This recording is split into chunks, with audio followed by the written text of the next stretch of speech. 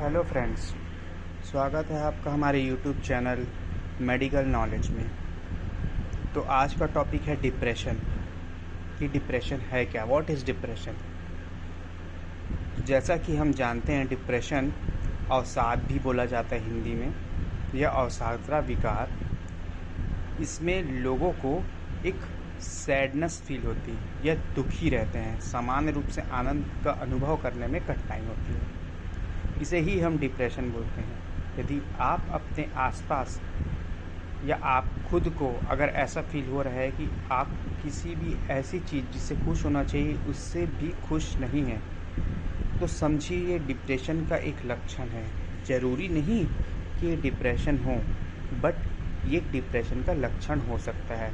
या आपके कोई मित्र या आपके कोई संबंधी किसी को भी अगर हो, तो हो सकता है कि ये डिप्रेशन के लक्षण हो। डिप्रेशन के लक्षण में व्यावहारिक, शारीरिक और भावनात्मक शामिल हैं। जैसे कि हमारा मूड लंबे समय तक खराब रहता है और किसी भी चीज़ को करने में हमारी रुचि नहीं रहती।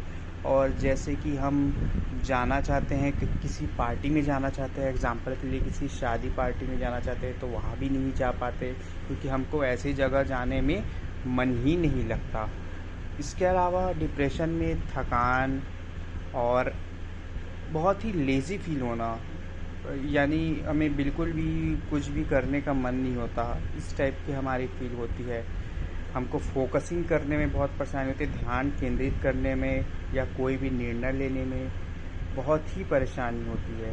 भूख में बहुत बदलाव आता है, हमारी भूख में या तो बहुत कम हो जाती है या तो बहुत ज़्यादा हो जाती है, according to your symptoms. Okay.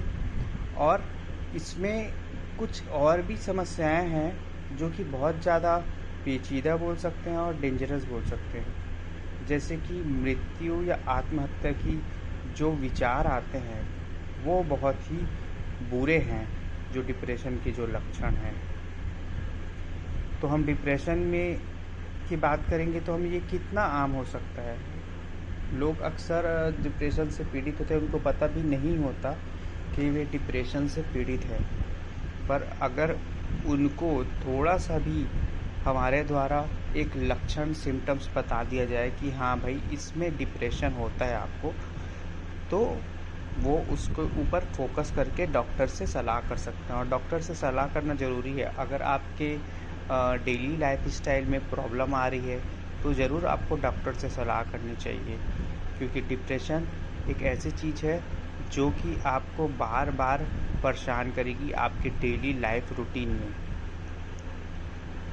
तो डिप्रेशन के कारण के बारे में अब हम जानेंगे कि डिप्रेशन के कारण क्या है। तो डिप्रेशन के कारण सिंपल है कि हम बहुत दिन तक किसी भी टेंशन को, बहुत दिन तक किसी भी चीज़ के ख्यालों में, या बहुत बड़ा कोई हमारे साथ हादसा हुआ है, या मान लो चलो कि किसी का ब्रेकअप हो गया है, या मान लो किसी के परिवार में किसी की डेथ हो गई है जिसके कारण वो उस चीज़ों से उभर नहीं पा रहा है, या फिर उसे पैसे का बहुत नुकसान हो गया है, या फिर बिजनेस में हानि हो गई है, या फिर वर्कलोड बहुत ज़्यादा है।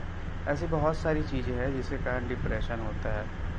तो डिप्रेशन ये सब चीज़ों के कारण ही होता है। अब हम बताएं अगर डिप्रेशन के इलाज क्या है, तो डिप्रेशन के इलाज में हम बहुत सारी दवाई देते हैं। जैसे कि कुछ दवाइयाँ होती है SSRI क्लास की दवाइयाँ, जैसे कि सेटालिन हो गया, स्टाइलोपाम हो गया, और भी बहुत सारी दवाइयाँ हैं। इन सब चीज़ें, प्रॉक्सीटीन हो गया, और इन सब दवाइयों के कारण हम थोड़ा सा डिप्रेशन पे काबू कर सकते हैं। लेकिन ये दवाइयाँ हमें कंटिन्यू करनी पड़ती है। तो ये एक नॉर्मल सी बात थी कि डिप्रेशन क्यों होता है और डिप्रेशन हमें क्या करना चाहिए। वैसे तो डिप्रेशन के लक्षण अगर दिखाई दे थोड़ी भी, तो आप अपनी संतुष्टि के लिए डॉक्टर के पास जा सकते हैं। तो आज के वीडियो में बस इतना ही।